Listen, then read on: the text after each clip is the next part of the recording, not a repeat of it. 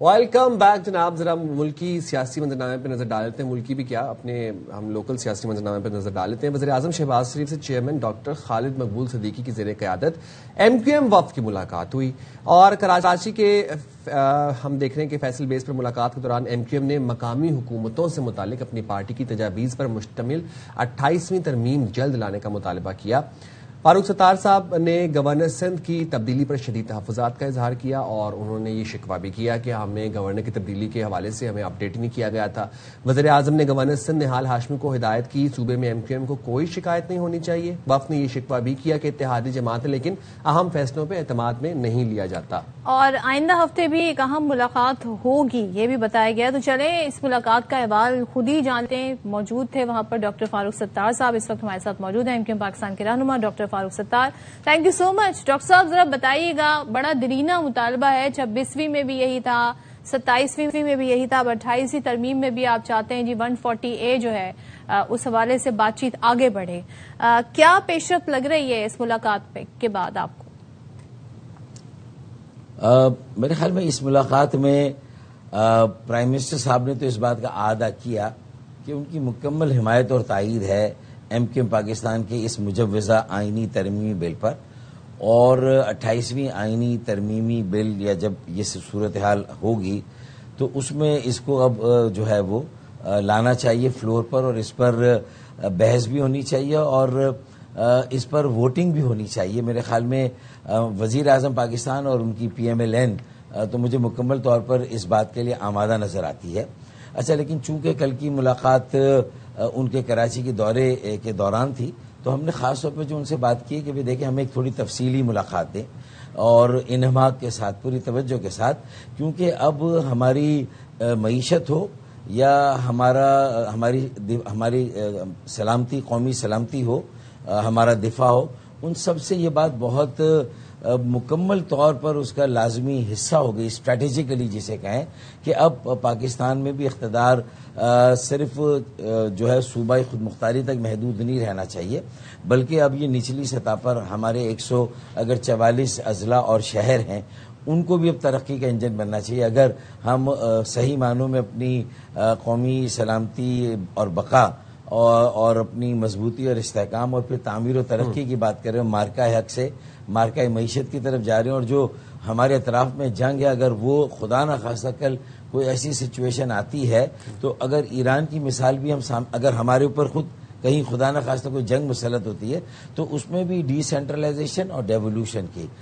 یعنی عدم مرکزیت کی اور اختیار اور فیصلہ کرنے کی جو اختیار ہے وہ نیچے میرے خیال نیچے دینا چاہیے. یہ مطالبہ تو ہم 26ویں میں بھی دیکھ رہے تھے, 27ویں میں بھی دیکھ رہے تھے, اب 28ویں کے بارے میں واٹس نیو, ایسی کون سی یقین دہانی کروائی گئی ہے آپ لوگوں کو کہ آپ کو لگتا ہے کہ 28ویں ترمیم جلد آ جائے گی, اس میں آپ کا مطالبہ پورا ہو جائے گا؟ دیکھیں, اگر پورے ملک کی مضبوط استحکام, تعمیر و ترقی کی ہم بات کریں اور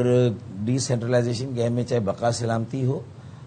دفاع ہو یا معیشت ہو اور انتظام اور انصرام ہو, تو میرے خیال میں اب یہ اسٹیبلش ہو گیا ایک مائنڈ, آہستہ آہستہ مائنڈ سیٹ اب چینج ہو رہا ہے, اس کو بہت تیزی سے قبول کر رہا ہے. اور پاکستان کے 25 کروڑ عوام بھی بجا طور پر یہ کریڈٹ ایم کیو ایم کو دیتے ہیں کہ ایم کیو ایم 35 سالوں سے مسلسل اس پر کام کرے, صرف 26ویں 27ویں کی بات نہیں ہے, ہم تو ہر ترمیم میں یہ بات کر رہے ہیں. اس سے پہلے 18ویں بھی جب آئی تھی تب بھی ہم نے 140 کو بچایا تھا, ورنہ یہ تو بہت ساری سیاسی جماعتیں اور جو آج ابھی بھی مخالفت کرتی ہوئی نظر آ رہی 140 کی, تو اس جماعت نے تو 140 کو ختم کرنے کا اندیہ دیا تھا. یہ ایم کیو ایم پاکستان تھی جو اس 26 رکنی جنہوں نے 18ویں آئینی ترمیم کی تھی, تو ہم نے اسے بچایا تھا. اور آج یہ پورے ملک کو کام آئے گا, 25 کروڑ عوام کو امپاور کرے گا, مقامی حکومتوں کو.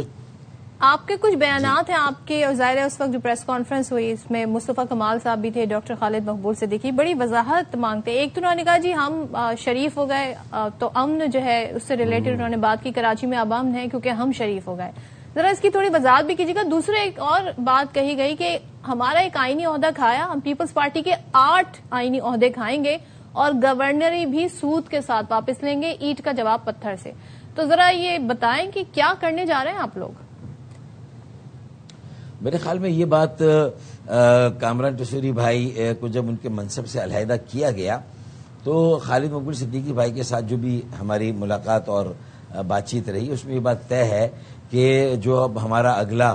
اسپیل یا جو ایک ہماری نشست ہوگی وزیر اعظم صاحب کے ساتھ تو اس میں ہمیں یہ بات تو ٹھوک بجا کر رکھنی ہے کہ بھئی یہ روایتی طور پر بھی اور PDM-1 سے یہ بات طے تھی کہ سندھ کا گورنر جو ہے وہ MKM پاکستان کا ہوگا جب MKM پاکستان PMLN کی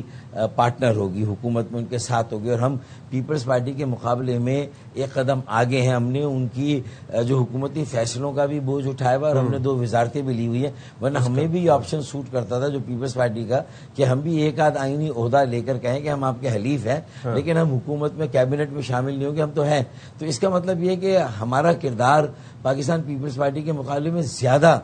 جو انٹیگرل ہے، جو جڑا ہوا ہے PMLN کے ساتھ. اور پھر وہ بھی محسوس کرتے ہیں کہ کراچی صرف سندھ کا دارالخلافہ نہیں، پاکستان کا معاشی مالی اور ترقی کا سب سے بڑا انجن کراچی. آج بھی 60% ریونیو کراچی سے آتا ہے اور ایکسپورٹ جو ہے وہ 55% پورے ملک کی کراچی سے ہو رہی ہے اور صوبے کو بھی 90% کا ریونیو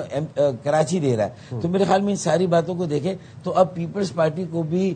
ساری سیاسی جماعتوں نے مل کر یہ بات سمجھانی ہے کہ دیکھیں انہیں اگر یہ مخالفت کرتے رہیں گے تو بات آگے پھر جائے گی کہ کراچی کو وفاق کے حوالے کریں، پھر اس بات پر جائے گی کہ پاکستان میں نئے انتظامی یونٹ صوبے اور سندھ میں بھی نئے انتظامی یونٹ صوبے بننے چاہیے. پوائنٹ آ گیا، بہت زیادہ بری لگتی ہے. لولی، انڈرسٹوڈ سر. بہت شکریہ فاروق ستار صاحب، آپ نے پروگرام کے لیے بتایا. ہم لیں گے لیکن وضاحت پھر بھی انہوں نے نہیں